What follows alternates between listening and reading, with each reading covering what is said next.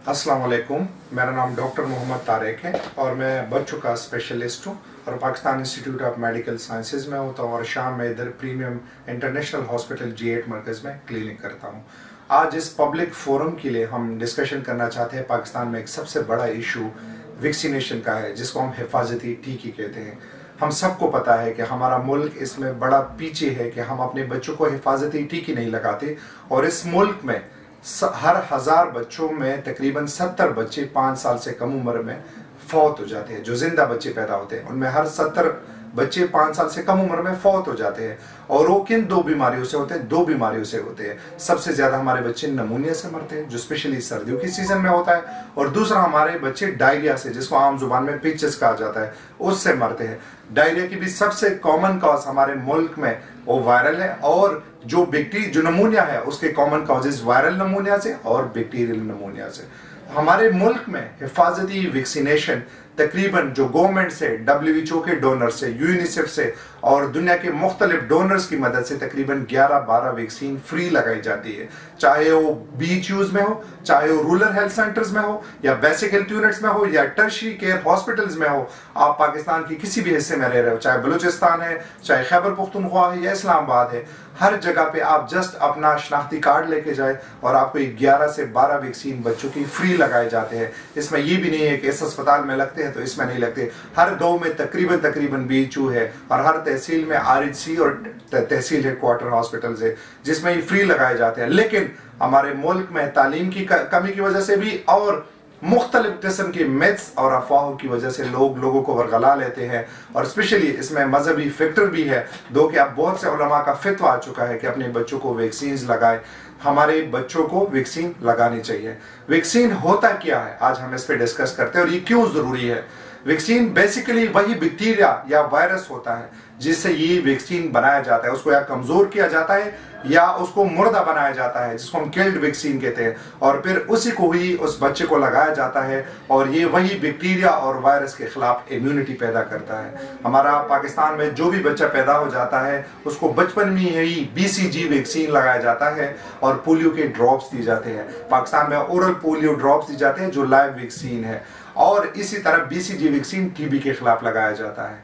तो काइंडली अपने बच्चों को बचपन में पैदाइशी पे, अगर आपका बच्चा किसी भी जगह पैदा हो जाए तो नजदीक किसी भी बेसिक हेल्थ यूनिट में या रूरल हेल्थ सेंटर में या किसी भी जगह आपको नजदीक हो उधर लेके जाए कि इसको बचपन पे ही दोनों वैक्सीन मिले। और अगर इसकी माँ को हेपेटाइटिस है, वो हेपेटाइटिस B का शिकार है, तो उस बच्चे को by birth he hepatitis B की वैक्सीन लगनी चाहिए।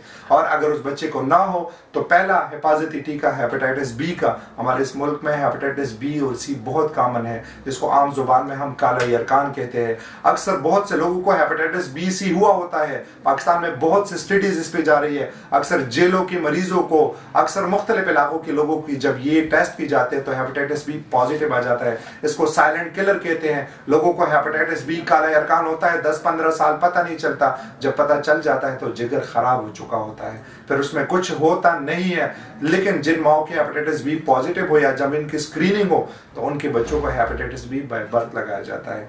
फिर 6 हफ्ते, 10 हफ्ते और 14 हफ्ते पे पेंटावेलेंट वैक्सीन लगाए जाते हैं।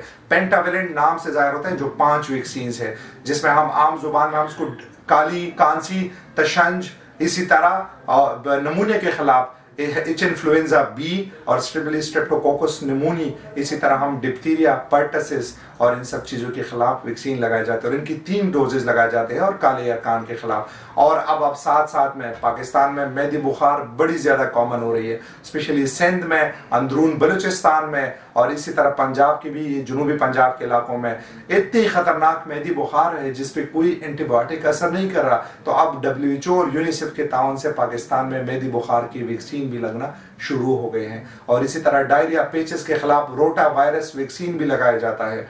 इसी तरह 9 माह पे खसरे का वैक्सीन लगाया जाता है और 15 माह पे उसकी दूसरी वैक्सीन लगाई जाती है।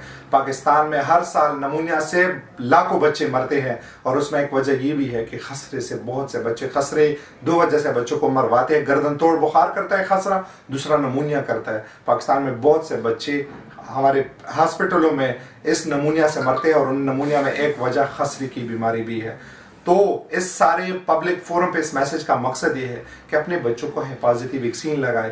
कुछ वैक्सीन हैं जो मैंने ऑलरेडी बता दिया, 3-4 किस्म के ऐसे हैं। गर्दन तोड़ बुखार के वैक्सीन जो है, वेरिसेला जूस्टर वायरस के वैक्सीन हैं, इसी तरह मम्स के वैक्सीन है जो सरकारी तरफ से नहीं लगाते। अगर कोई साहिब हो और वो लगाना चाहते हो तो बाहर से भी लगा सकते हैं। अपने बच्चों को जरूर हिफाजती वैक्सीन लगाएं ताकि उनको ज्यादा पेचस वाले मसले, साथ में नमूनिया हो तो बहुत पेचीदा वाला ना हो, ताकि उनके आने वाले मुस्तकबिल हमारे जो मेहमान है हम उनको महफूज कराएं। और जो ये मिथ्स है, थ्योरियाज है, मुख्तलिफ किस्म के, लोग कहते हैं बच्चे पैदा नहीं होंगे, ये नहीं होगा। पाकिस्तान की आबादी तो 25 करोड़ तक हमने पहुंचा दी और कितने बच्चे हमने पैदा करने हैं, इससे बच्चों पे या किसी भी चीज़ पे कोई भी मसला नहीं हो रहा। एज अ डॉक्टर मैं ये खुद जिम्मेदारी समझ के मैंने अपने दोनों बेटों को हिफाजती वैक्सीन लगाए और सारे कोर्सेज पूरे कराए। तो मैं पाकिस्तान के हर आवाम से अपील करता हूँ कि अपने बच्चों को हिफाजती वैक्सीन लगाए ताकि हम इन मुस्तकबिल के मेहमारों के सेहत का ख्याल रख सके, क्योंकि इन ही लोगों ने इस मुल्क को आगे लेके जाना है। शुक्रिया।